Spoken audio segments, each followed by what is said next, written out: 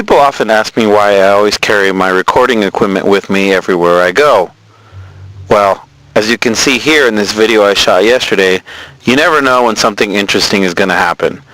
I was driving down Mesa after my show when I saw this group of protesters that were for animal rights protesting outside of McDonald's. Seemed pretty interesting to me, so I pulled over and had a quick impromptu interview with them to find out more about why they were out there. There you go. Okay, yeah, and your name? My name's Andrea Benitez. We're from VAA at UTEP, Vegan Vegetarian Animal Activists, and we're here basically to promote the protests on meat, against animal cruelty. It's not right. Eating meat isn't good for. It's not good for our health. It's a big misconception. The meat and dairy factories are lying to us, and it's not good for our health. It's not good for the environment. You know how much gas and energy it takes to kill all these animals, to feed them, and then to transport them, and to keep on transporting back and back the meat and everything else. And it's also against all the poverty that there is. I mean, how many kids do you see that are starving? They're starving out there, and we're over here and we're feeding them. We're over here using all our time and energy, like feeding animals, and then we're killing them so we can eat them. It's not good for our health. It causes cancer, stroke. Read about it. Look up PETA, Vegan Outreach. Read about it. Educate yourself. Okay, so what brought you guys to this location, to McDonald's? Well, McDonald's is like the #1 seller of meat, and they are like the most known,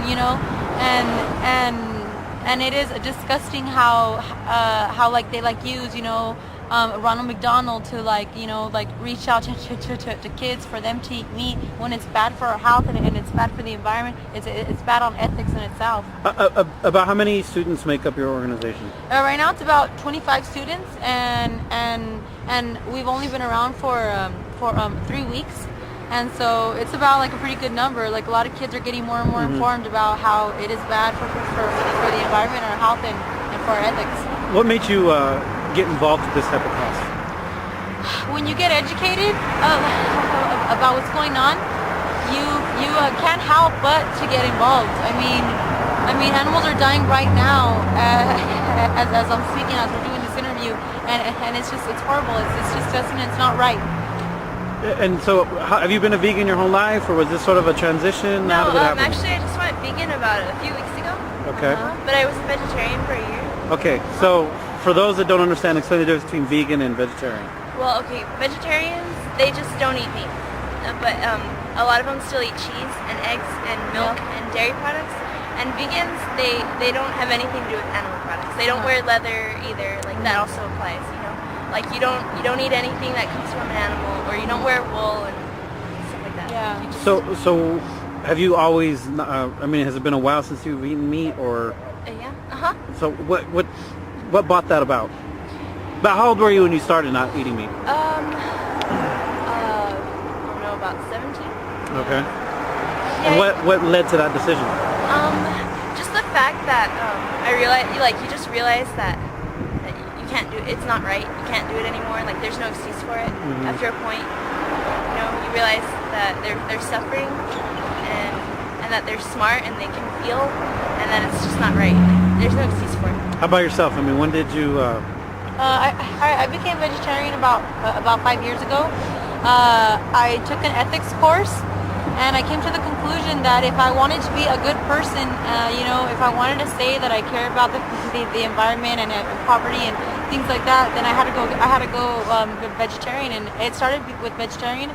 I was vegetarian about five years ago, and then just recently I turned vegan. I realized that cows are the ones that suffer the most out of almost any other of the animals. I mean, like they get their babies taken away from them, and it's just horrible. And we're not even supposed to be drinking milk in the first place. I mean, we're animals just like all the other animals, and we're only supposed to be drinking our own mother's milk.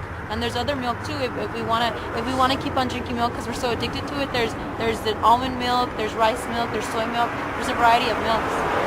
So you guys, I can't help but notice you guys are all Latino. How do you guys eat Mexican food and be vegetarian at the same time? Well, actually, it's really simple to become vegetarian. Like vegetarian, it's very simple. You just ask for everything without meat. Enchiladas, green enchiladas without meat. But then that's cheese, though.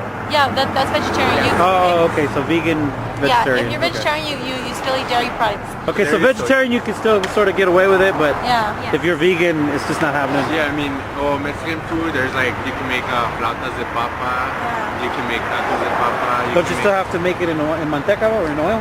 in oil, but it's vegetable. Oh, okay. It's not lard or anything. So there's alternatives that if you want to Yeah, live that there's- lifestyle, you There's can. always going to be alternatives to anything. There's soy cheese, there's soy milk, anything. There's chorizo.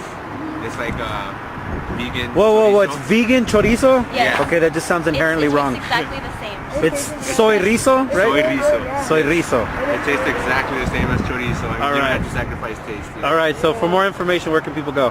Okay, for more information, you can email Mammal Before Man, MAMMALB, the B, and then 4, the number 4, man, at yahoo.com, or go to UTEP, ask them about us, and we're there every Wednesday at 4 p.m. in the Liberal Arts Building. All right, thanks a lot. No problem. Thanks.